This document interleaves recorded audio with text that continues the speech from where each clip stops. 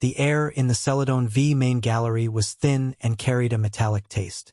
Lee Yuna stood beside her husband, Park Jae, their standard-issue Terran colonial administration suits, looking simple against the flowing silver robes of the Kellyan delegation. The Concordat ambassador, Kim Tae-jin, was holding court. His voice was a smooth, translated baritone coming from the device on his lapel. "Order is the foundation of progress," Tae-jin said, his large, dark eyes sweeping over the mixed crowd of humans and Kellyans. His porcelain-like skin seemed to glow under the lights. "This facility shows promise, but its irregular design introduces instability." Yuna's eyes flicked to the rough-hewn rock walls of the gallery, left partially natural per her own survey team's recommendation for structural integrity. She thought it was efficient. Tae-jin saw it as messy. The tour moved to the central monitoring station, a wall of screens showing seismic and atmospheric data from across the mining colony. Ambassador Tae-jin gestured to a map displaying the main excavation tunnels. "Our predictive models suggest the richest Vexium deposits lie to the east. We will redirect your drills accordingly." Yuna felt a professional itch. She was the lead xenogeologist for this sector. The data on her own datapad, collected over 14 months, told a different story. She glanced at Jay. His face was a mask of polite attention, but she saw the slight tension in his jaw. He gave a tiny, almost imperceptible shake of his head. "Don't." Tae-jin continued, explaining the Kellyan geological model with absolute certainty. As he spoke, a low, rhythmic beep came from the console. A junior technician, a human, stiffened. One of the screens flashed a soft yellow warning. A minor harmonic tremor was detected in the southern ridge, exactly where Yuna's reports had predicted unstable substrata. "The seismic dampeners in Sector 7 are reacting," the technician said, his voice nervous. Tae-jin frowned, a slight crack in his polished manner. "A minor anomaly. Our models accounted for this. Proceed with the eastern redirection." The itch became too strong. The idea of wasted resources, of drills sent into unstable rock based on bad data, overrode Jay's silent warning. She took a small step forward. "Respectfully, Ambassador," Yuna said, her voice clear. Every eye turned to her. "The tremor aligns with the shale fracture zone my team mapped last quarter. The eastern sector your model suggests is, in fact, more stable. But the highest yield potential is actually here, in the northern chasm. Redirecting the drills east would be a significant loss of time and material." The room went very quiet. The only sound was the hum of the machines. Tae-jin's expression did not change, but his large eyes narrowed just a fraction. He slowly turned his whole body to face her. The human diplomats in the room seemed to hold their breath. "You are the surveyor," Tae-jin stated, the translated voice flat. "Lee Yuna, sir, lead xenogeologist. You contradict the Concordat's assessment." "I present the data gathered on site," Yuna corrected gently, holding up her datapad. "It's not a contradiction, just a more current reading." Tae-jin's gaze moved from her face to the datapad, then to the watching faces of his own people. He saw not a corrected fact, but a challenge to his authority. In Kellyan culture, to be publicly corrected by a subordinate, especially one from a species they considered new and disorderly, was a deep stain on honor. It required a public correction in return. He closed the distance between them in 2 smooth steps. Park Jae moved an inch, his hand starting to rise, but he was frozen by protocol and shock. Yuna looked up at the tall alien, her professional mask still in place. She expected a verbal rebuttal, a demand for her data. She did not expect his hand. It was not a brutal, angry strike. It was a deliberate, sharp gesture, palm open. A crisp, loud crack echoed in the silent gallery as his hand connected with her cheek. Her head snapped to the side. The pain was bright and hot, but it was the shocking clarity of the act that stunned her. It was not meant to knock her down. It was meant to mark her. A collective gasp came from the humans. The Kellyans stood impassive. "Disorder must be checked," Tae-jin said, his voice calm as he withdrew his hand. "For the stability of the project." Yuna's cheek burned. She could feel the eyes of everyone in the room on the red mark she knew was forming. She slowly, very slowly, brought her head back to face him. Her eyes met his dark, unfeeling ones. She saw no anger there, only cold satisfaction. The message was clear. You are small. You are out of line. Know your place. Before she could speak, before Jay could move, the senior Terran diplomat, Ambassador Choi, was between them. Ambassador Taejin, this is highly irregular. It is our way, Taejin replied, already turning away, dismissing her. A reminder of hierarchy ensures efficiency. Now we will continue the tour. Jay finally reached her, his face pale. Yuna, are you? She brushed his hand away, still looking at Taejin's retreating back. Her heart pounded not with fear, but with a sudden, icy clarity. The sting on her skin was not just a personal insult. It was a declaration. And as she was gently but firmly led away from the monitoring station by a flustered aide, the first ember of a fierce, quiet resolve began to burn, pushing back against the cold shame trying to settle in her bones. The official apartment on the Terran side of Celadon V was quiet. Too quiet. The hum of the life support system was the only sound. Lee Yuna sat by the small viewing port, staring out at the violet twilight of the alien world. The red mark on her cheek had faded to a faint yellowish bruise. The medicine had taken care of the physical part. Nothing had touched the rest.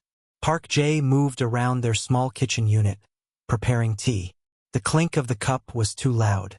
He had been like this for 3 days. Helpful, quiet, and filled with a nervous energy that buzzed in the space between them. They say Ambassador Choi handled it, Jay said, not looking at her. He brought the tea over and placed it carefully on the table next to her. The formal complaint has been lodged. The Kellyan Oversight Council will review it. Yuna did not touch the cup. Review what, Jay? That he hit me? He knows he did. Everyone saw it. A review changes nothing. It's procedure, Jay said, his voice tight. We have to work within the system. We can't just react. This is bigger than us. It's about the Alliance, the mining project. We need the Concordat's Vexium trade routes. That word. We felt heavy. Yuna finally looked at him. What did the system do while it was happening? It watched. Jay flinched. That was the heart of it. His inaction. He had replayed the moment 1,000 times in his mind. The slow-motion lift of the alien's hand, the shocking sound, his own feet glued to the floor by shock and by a lifetime of following rules. What could I have done? He asked, his voice barely above a whisper. Start a fight with an ambassador? Get us both expelled? Or worse? Sometimes you have to swallow your pride for the greater good. My pride, Yuna said, her voice flat. Is that what you think this is about? My pride. She stood up and walked to the viewport. He didn't hit me because he was angry, Jay. He did it like you'd reset a malfunctioning machine. It was an instruction, a lesson. To me, to all the humans watching. This is your level. Stay here. And our side. Our side just nodded and said we'd file paperwork. 2 days later, the resolution came. It was not from Kim Tae-jin. It was a data slate delivered by a junior human aide. On it was a formal statement from the Kellyan Concordat's diplomatic office. It expressed regret for the culturally misaligned interaction and acknowledged a divergence in conflict resolution methodologies. It concluded by hoping for continued productive collaboration. It was not an apology. It was a footnote. Ambassador Choi visited them personally later that day. He was an older man with a tired face. Lee Yuna, I know this is difficult, but this statement is the best we can get. The Concordat does not apologize. To do so would mean a loss of face greater than the incident itself. We have to take the win. What win? Yuna asked. The win, Choi said slowly, is that the mining project continues. The win is that we avoid a trade embargo that would cripple 3 Terran colonies. This is galactic politics. It's ugly. Sometimes, individuals bear small bruises so the collective doesn't bleed. Jay nodded along, grateful for the clear, cold logic of it. It was a numbers game. One person's shame against the survival of thousands. The math was simple. Yuna listened.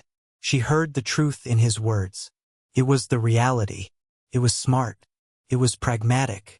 It was the same logic that built efficient starships and stable colonies. It was also the logic of surrender. That night, she lay awake. Jay slept fitfully beside her. She thought about the slap. Not the pain but the sound of it. How it had cut through the hum of machines. Clear, decisive line. On one side was her life before. Her career, her work, her predictable path with Jay. On the other side was something else. A vast, dark unknown. To accept this was to agree. To agree that she was worth less than a mineral trade deal. That all humans were. It would be the first quiet surrender in a war no one had even declared yet. The shame they wanted her to feel was a door, and if she walked through it, she would be in their world, playing by their rules forever. A fierce, quiet certainty settled in her chest, colder and harder than any rock she had ever studied. The next morning, she went to the TCA administration office. She submitted her resignation. The officer was confused. Resignation? But your survey contract has another 2 years. There will be penalties. And after the incident, the administration was considering a temporary planetary transfer for you. A promotion, really? No, thank you, Yuna said, her voice calm. When she told Jay, his face crumpled. What are you doing? This is your career. Our life. You're throwing it away because of one bad moment. I'm not throwing it away, Yuna said, packing a small bag with personal items, not her tools. I'm picking it up, and I'm changing direction. To do what? He pleaded. I don't know yet, she said honestly. But that wasn't entirely true. She knew the first step. She needed data. Not geological data, power data, economic data. She needed to learn not where the Kellians dug, but what made them bleed. The slap had been a message. She was now determined to learn the language it was written in. The resolve that had sparked in the gallery was now a small, steady flame, and she would feed it until it was bright enough to burn away the shame they tried to force on her. The port city on the independent trading world of Bexler was a chaos of smells, sounds, and species. Lee Yuna sat in a dim booth in a quiet cafe, her datapad glowing in front of her. It had been 6 months since Celadon V. The money from her final TCA payout was running low. She had spent those months not as a geologist, but as a student. She had buried herself in public records, trade manifests, and obscure xenoeconomic journals. She learned that the Kellian Concordat was not a monolith. It was a complex machine, and like any machine, it had points of friction and critical stress points. Her fingers moved over the screen, pulling up star charts and mining registry files. The Kellians were advanced, but their technology had a foundation. Their faster-than-light drives, the source of their military and economic reach, required Vexium crystals. That much was known. But her research dug deeper. Raw Vexium was unstable. To be used, it had to be calmed in a bath of a rare mineral slurry during the cutting process. The mineral was called calixite, and according to her cross-reference data, the largest supplier of refined calixite to the Concordat was a single, massive mining operation on the Kellian core world of Xylos. It was a bottleneck, a single point of failure. A new search began. Where did the Kellians get their raw calixite, or the public trails were hidden behind shell corporations and vague logistics reports. It was like following a ghost. Her funds dwindled to near zero. She slept in cheap hostel pods and ate bland nutrient packs. Then she found it. Buried in a decades-old pre-Concordat geological survey was a footnote. It mentioned a planetoid in the Pyxis system with unusual seismic readings and a unique mineral signature. The signature matched the atomic weight of calixite. The planetoid, Pyxis 3, was technically in a region of space claimed by no major power. It was a dusty, forgotten rock. A wild idea, a plan born of desperation and quiet fury, took root in her mind. She could not attack the Kellian fleet. She could not challenge their diplomats. But she could, perhaps, challenge their supplier. Using the last of her credits, she bought a one-way ticket to the fringe system nearest to Pyxis. The ship was old and smelled of stale coolant. She spent the journey studying colonial claim laws. On most developed worlds, mineral rights belong to the government or the planet's owner. But on unclaimed planetoids in non-aligned space, the old, wild rules often applied. Finders, keepers. She arrived at the lone human-run outpost on Pixis I. It was little more than a landing pad, a fuel depot, and a bar. She found the mining registry office, a single room with a tired clerk. "I want to file a prospecting claim," Una said. The clerk, a man with grease under his nails, didn't look up. "Which rock?" "Pixis III." That got his attention. He looked her up and down, seeing a small woman in a worn jacket, not a miner. "That's a dead rock. No atmosphere. Weird seismic activity. Surveys came up empty years ago." "My credits are good," she said, sliding her last physical chips across the counter. "And I have a new survey to file." He shrugged, took the credits, and entered the data. Under claimant name, she wrote Starseed Geotechnical, a shell corporation she had registered from a terminal on Bexler. It sounded official, sounded alone. She was listed as the sole operator. The claim was approved with a digital stamp. For a year, the minerals of Pixis III, if any existed, were hers to extract. Now came the impossible part. She needed a ship, gear, and a crew. She had none of those things. In the outpost bar, she made her case to skeptical prospectors and freelance pilots.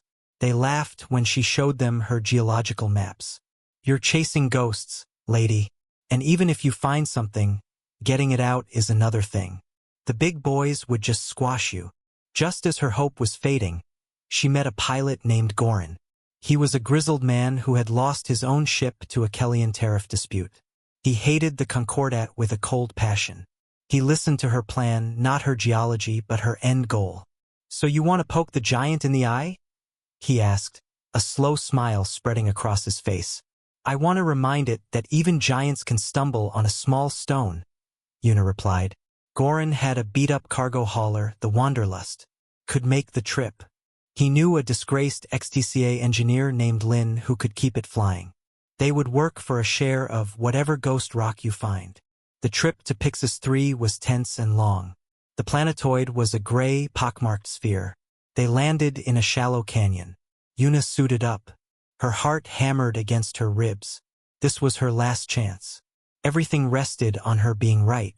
She spent hours taking readings with the Wanderlust's basic scanners. The seismic activity was not random. It was a pattern, a rhythmic pulse deep in the crust. It was the signature of crystalline structures under immense pressure. She followed the signal to a vast, ancient cliff face. Setting a small seismic charge, she stepped back. The blast was a dull thump in the vacuum. A section of the cliff sheared away, collapsing in a slow, silent curtain of dust. As the dust cleared, the suit lights cut through the darkness. They reflected back 1,000 times over. The entire revealed wall, stretching up and down farther than her light could reach, was a sheer, glittering face of raw, deep blue calixite. It was not a vein. It was a mountain, pure, accessible, and worth more than she could possibly imagine. Over the suit radio, Goran's voice was a whisper of static and awe. "Well, that's no ghost." Inside her helmet, Una allowed herself a single, fierce breath. The first real step was taken. She had found her stone. Now she had to throw it. The next 3 months were a blur of frantic, secretive work. Una, Goran, and Lynn became ghosts in the fringe systems. They used the last of the money from selling a single, small chunk of the calixite to buy a basic refinery module. It was a slow, noisy machine, but it could process the raw or into the refined slurry the Kellyan Vexium industry needed. Una's time was spent not with a geology hammer, but with a comm terminal. She studied the galactic market. She identified the Concordat's clients and, more importantly, their rivals and their discontented vassal species. She learned that the Kellyan monopoly allowed them to set punishing prices and political terms. Many chafed under this control but had no alternative. She was building one. Her first sale was the hardest. She sent a discreet, encrypted message to a trade representative of the Sylthan Coalition, a small group of species known for their resentment of Kellian dominance. She offered a sample of refined calixite slurry. The quality was higher than the Kellian product. The price was half. The Sylphans were suspicious. It was a trap, they thought, or stolen goods. But their need was great. A silent, fast ship met the Wanderlust in deep space. The exchange was made. A container of slurry for a case of untraceable credit chips. A week later, the message came back. More. Soon. Word began to spread in the shadows of the galactic market. A new source. Independent. High quality. Low price. The story of Starseed Geotechnical grew into a quiet legend. No one knew who was behind it, which made it more appealing. Una carefully managed the sales, never selling too much to one group, always staying mobile. The effects were not immediate, but they were deep. A mining guild in the Outer Rim broke its exclusive contract with a Kellian supplier, citing market alternatives. A shipyard building vessels for a Kellian client state found a new slurry source, cutting their costs dramatically. The machine of the Concordat, which relied on predictable control, began to hear small, troubling clicks and grinding sounds from within its own gears. On the Kellian core world, Kim Tae-jin felt the first tremors. A report crossed his desk about market instability in the secondary calixite sector. He dismissed it. The market had fluctuations. The Concordat's control was absolute. But then another report came. And another. The price of stable Vexium crystals, the lifeblood of their ships, was rising. Production was slowing at two key facilities due to supply chain irregularities. He ordered an investigation. His agents in the fringe worlds sent back confused whispers. A phantom company. A human, maybe. A woman. The details were vague, but one name kept appearing. Pixis 3. Taejin's porcelain skin grew cold. He remembered the human woman with the defiant eyes. The geologist. Could not be. It was absurd. A single human, a scientist, could not disrupt galactic trade. It was an insult to the natural order. Yet the data was clear. The disruption was coming from that worthless sector of space. His pride demanded a direct and crushing response. He could not go to his superiors with a story about a ghost. He needed proof and a solution. He used his authority to command a small Concordat patrol vessel, the Shirty, to investigate Pixis 3 and remove any unauthorized operations. When the sleek, gray Kellian warship dropped out of faster-than-light travel near the dusty planetoid, Una was ready. Her early warning sensors, bought from a scrap dealer, had pinged minutes before.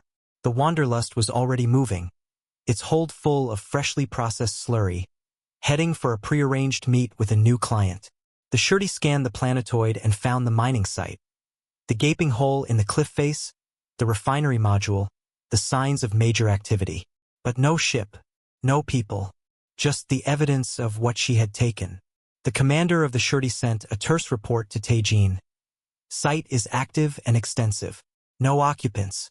Source of disruption confirmed. Back on his ship, Tae-jin read the report.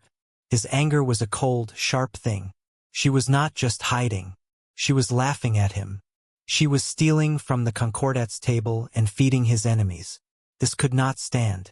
The slap he had given her was meant to end the matter. Instead, it had started a war he never intended to fight. He made his decision. He would not just chase a ghost. He would seal the tomb.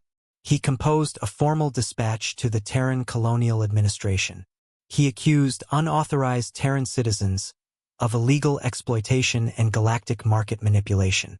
He demanded, under the terms of their alliance, that Terran authorities seize the assets of Starseed Geotechnical on Pixis 3 and deliver the criminals to Kellian justice. It was a bold, aggressive move. It assumed Terran compliance. It assumed they would choose the Concordat's might over one of their own.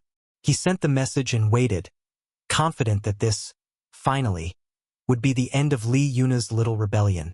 He had escalated the conflict to a level she could not possibly match.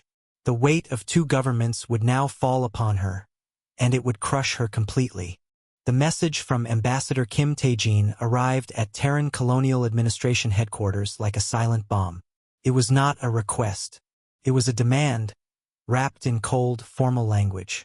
The demand sat in the middle of a long conference table, its words displayed on a screen for all to see. On one side of the table sat the old guard. They wore worried faces. They spoke of treaties, of Vexium dependencies, of the fragile peace. "The Concordat has us by the throat," one admiral said. "If they restrict our access to their star lanes, half our colonies face supply shortages within months. We must comply. Arrest this phantom miner. Hand over the operation. It's one woman against billions." On the other side sat a younger woman, Song Hannah. She was a strategic analyst, known for her unorthodox ideas. She had been silent, reading the demand again and again. Finally, she spoke. "We are not reading this correctly," Hannah said. Her voice was calm. "They are not asking us to arrest a criminal. They are ordering us to punish one of our own for being better at business than they are. They are telling us to police our people for their convenience." "The alternative is conflict," the admiral replied. "We are already in conflict," Hannah said. She tapped the screen. "He started it. Not with a warship, but with his hand. In public. This demand is just the second slap. If we turn the other cheek now, we are telling them they can slap us whenever they wish, and we will thank them for the privilege." The debate raged for hours. News of the Kellian ultimatum had leaked. Public networks across Terran space were flooded with outrage. The story of Lee Yuna, once a quiet footnote, was now everywhere. The image of the slap was recreated in news reports. She was no longer just a geologist. She was a symbol, a citizen who had been shamed and had refused to break. The political pressure became a tidal wave. The old guard was overwhelmed. The Terran government could not be seen to cave. A new directive was sent to Ambassador Choi Miho on the frontier. Reject the Kellian demand. Protect Terran citizens. Uphold independent colonial law. When Choi delivered the rejection, Kim Tae-jin stared at him in cold disbelief. The Terrans were saying no. To him. To the Concordat. The insult was monumental. His own superiors were now questioning his handling of the entire affair.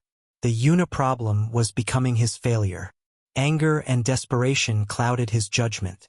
He decided on a show of force that would leave no room for argument. He would make the Terrans back down through sheer, undeniable power. Without declaring war, he ordered a full Kellian blockade of the Pixis system. 3 warships, including the formidable cruiser Judgment, took up positions around Pixis 3. Their orders were clear. Allow no one in or out. Starve the operation. Crush it through isolation. When the news reached Terran headquarters, the room went silent. A blockade was an act of aggression. It was a line crossed. Song Hannah stood up. "They have given us a gift," she said. Every eye turned to her. "They have moved from diplomacy to intimidation. They are no longer bullying a single woman. They are now threatening all of us. They think their bigger ships will make us blink." She brought up a star map on the main screen. It showed Pixis, and then it shifted to show Celadon V, the joint colony. "We cannot fight their fleet at Pixis directly. Not yet. It would be a massacre, and it would start the war they think we are afraid of. So we will not fight them there." She zoomed in on Celadon V. "We will fight them here. On the ground they share with us. Not with weapons, but with the ground itself." She explained the plan. It was audacious. It was dangerous. It required a precise, deep understanding of Celadon V's geology. It required the one person who knew it better than anyone alive. "Get me Lee Yuna," Song Hannah said. Yuna was on the Wanderlust, running dark near the edge of the Pixis system, watching the blockade ships on her scanner like angry wolves. The call from Terran Command was a shock. She expected a rest, not a summons. An unmarked fast ship picked her up. Hours later, she stood in the Terran war room, face to face with Song Hannah. The strategist explained the blockade, and then she explained her plan. To use Celadon V's own tectonic stress points against the Kellian sector. "They will see it as an attack," Yuna said quietly. "It is a response," Hannah corrected. "A precise, proportional one. They try to choke your operation. We give their side of the colony a seismic headache. No lives lost, Just a very expensive, very embarrassing problem. Do you know the colony well enough to do it? Yuna looked at the detailed geological scans of Celadon V on the screen. She saw the fault lines, the pressure points. She had mapped them herself. She thought of the gallery where Taejin had struck her. She thought of the cold satisfaction in his eyes. I know it, she said, her voice firm. I know the exact ridge above their main power distribution hub. A focused resonance charge there. It wouldn't cause a quake. It would trigger a sustained, localized tremor. It would fracture their foundation pylons. Overload their systems. It would be a mess. They'd have to evacuate their entire sector. A faint smile touched Hannah's lips. Can you make it happen? Yuna looked from the scans to the live feed of the Kellyan blockade around her mine. She saw the trap. To save her operation at Pixis, she had to strike at Celadon. To answer the slap there, she had to slap back here. The personal and the galactic had become the same fight. Yes, Yuna said. I can. The operation was called Glass Hammer. It was a silent, swift strike. While the Kellyan fleet was focused on the blockade at Pixis, a single, stealth-rated Terran frigate slipped into the Celadon V system. Carried no missiles. In its hold was a team of seismic engineers, a military escort, and Yuna. They dropped into the atmosphere under the cover of a routine dust storm. The Terran half of the colony was expecting them. The Kellyan side, confident in its superiority, noticed nothing unusual. Yuna led the team through the familiar, rough-hewn tunnels of the Terran sector. They moved to the edge of the shared border, a massive reinforced wall that separated the two halves of the underground colony. On the other side was the Kellyan sector, all smooth, polished metal and soft, ambient light. Her target was not the wall. It was the ground beneath it. She directed the engineers to a service shaft that ran deep, right along a major geological fault line. Her old survey maps were flawless. They reached the perfect location, a cavern of solid rock that acted like a natural amplifier, directly under the Kellyan power core. The soldiers placed the charges. They were not bombs. They were resonance devices, designed to vibrate at a very specific frequency. Yuna programmed them herself, her fingers moving quickly over the pad. She set them to match the natural resonant frequency of the bedrock supporting the Kellyan structures. This won't bring the roof down, she explained quietly to the team leader. It will just make it feel like the world is shaking apart for about 90 seconds. It will stress every joint, crack every foundation, and overload every sensitive system they have. The team retreated. They took positions back in the Terran sector. A countdown began on a secure channel. On the bridge of the Kellyan cruiser Judgment, orbiting Pixis 3, Kim Taejin felt a surge of satisfaction. The blockade was perfect. The Terrans had not challenged it. They were powerless. Soon, the Phantom Miner would run out of supplies and be forced to surrender. His victory was assured. On Celadon V, the charges fired. There was no loud explosion. Instead, a deep, subsonic thrum pulsed through the planet's crust. In the Terran sector, it felt like a mild, rolling vibration. Cups rattled on tables. Lights flickered. In the Kellyan sector, it was chaos. The vibration hit the resonant frequency of their building materials. The smooth floors rippled like water. Walls screamed as their joints twisted. Conduits snapped, spraying coolant. The main power core, sensing catastrophic instability, automatically shut down. The entire sector was plunged into emergency lighting, filled with the sounds of shattering porcelain, buckling metal, and Kellyan shouts of confusion and alarm. Sector integrity alarms blared. Computer systems reported catastrophic structural failure. The Kellyan commander on Celadon had no choice. He gave the order for a full, immediate evacuation of their half of the colony. Shuttles scrambled, filled with shaken and humiliated personnel, abandoning their state-of-the-art facilities to the relentless, shaking earth. The news reached Kim Taejin minutes later. His screen showed live feeds from Celadon. Kellyan evacuations, Terran structures standing firm amidst the dust. The report was clear. A freak, massive seismic event, perfectly localized to the Kellyan sector. Technically an act of nature, But the timing was impossible. He knew. He knew with a cold, sick certainty. His triumph at Pixis turned to ash in his mouth. He had been outmaneuvered. While he held the line in empty space, the Terrans had taken his home on the ground. The insult was beyond anything he had ever experienced. His face, usually pale, flushed with a dark, ugly color. Before he could react, a new alert flashed. The Terran fleet, which had been quietly mobilizing, now moved. A task force of sleek destroyers dropped out of faster-than-light travel at the edge of the Pixis blockade. They did not attack. They simply took up formation, their weapons silent but active. It was a show of force. A statement. The game has changed. Simultaneously, all across the galactic market, the vassal species and client states who had been buying Unis Calixite received a new offer from Starseed Geotechnical. The price dropped again. The message was simple. Supply is stable. Independence is possible. The combined pressure was too much. The Concordat High Command, faced with a military standoff, an economic bleed, and the very public humiliation of the Celadon evacuation, acted. They blamed the disaster on unforeseen planetary activity, but they recalled their blockade from Pixis immediately. More importantly, they recalled Kim Tae-jin. He stood in his quarters on the Judgment, packing a single small case. His career was over. His honor was shattered. He had been broken not by a fleet, but by a geologist. The slap he had given to teach a lesson had been returned 1,000-fold, not to his face, but to his entire world. On the Terran frigate leaving Celadon V, Song Hannah handed Yuna a datapad. It showed the Kellian ships retreating from Pixis. The blockade is over. Your mine is yours. Yuna looked at the screen, then out the viewport at the receding violet planet. The place of her shame was now the place of her victory. The tremor had settled.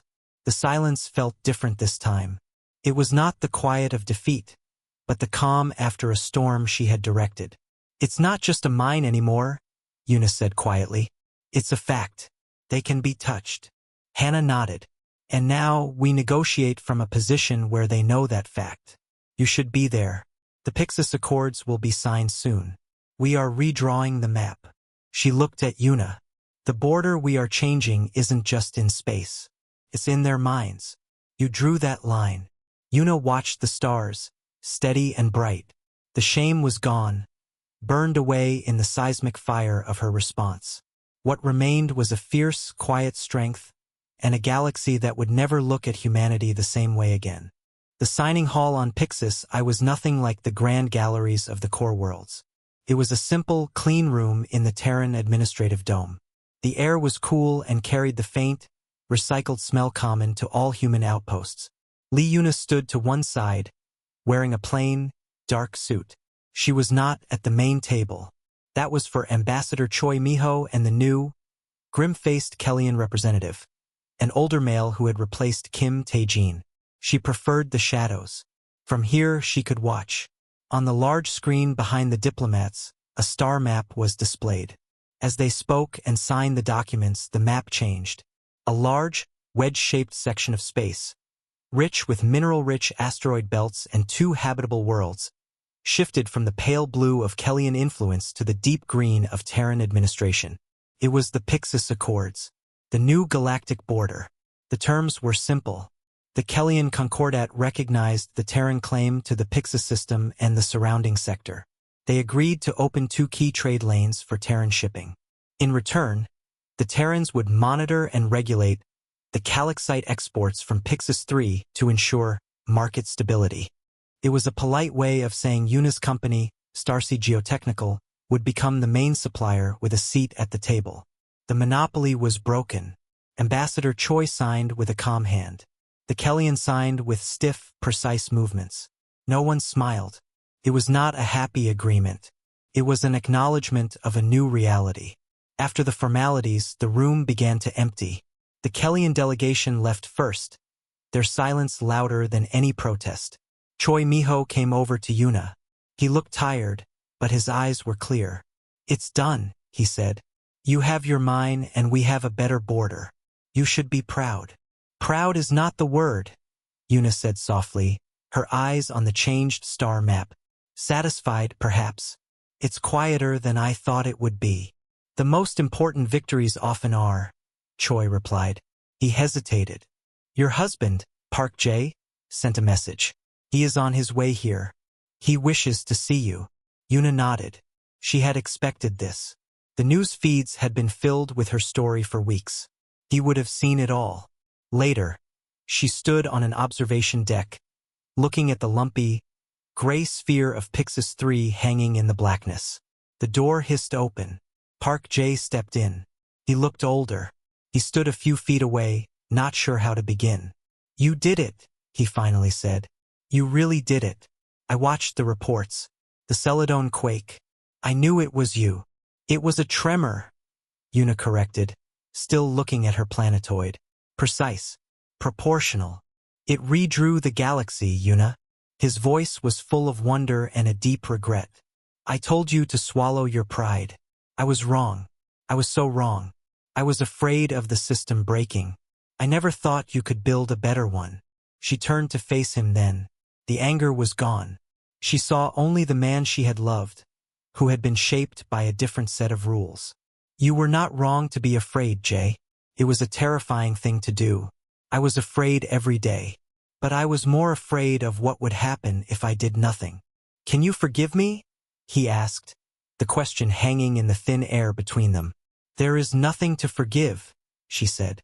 You followed the path you knew. I had to find a new one. We are different people now. He understood. The old life was gone. They stood in silence for a moment, two people who had shared a world that no longer existed. What will you do now? He asked. She looked back at the stars. The mine needs to be run properly, not just as a weapon but as a business. There is real work to do. He left soon after. There was no dramatic goodbye, just a quiet acknowledgement of a journey ended. Yuna felt a sadness, but it was clean, like a healed bone. She returned to her small office in the dome. A light was blinking on her private terminal. An encrypted message, routed through 3 different relays. She opened it. The text was simple. Your method of seismic negotiation is of great interest. We have a similar structural instability. Our patrons do not believe a small thing can shake a large foundation. Can we talk? It was unsigned. The code path traced back to the fringe of Kellian space, likely from one of their discontented vassal species. Yuna leaned back in her chair. The official war was over. The borders were drawn. But the real work, it seemed, was just beginning. The slap had been answered, the lesson taught. But teaching always creates new students. She looked at the message, then at the star map on her wall, now permanently altered. A small, fierce smile touched her lips. She had not wanted a war. She had wanted respect. And in securing it, she had accidentally built a beacon. She typed a brief, secure reply. Send your specifications. We will see what can be done. Outside, the stars burned cold and steady. The galaxy was vast, and its foundations, she now knew, were not as solid as the powerful believed. A small stone placed just right could still change the course of everything. And she had just become the galaxy's foremost stone layer.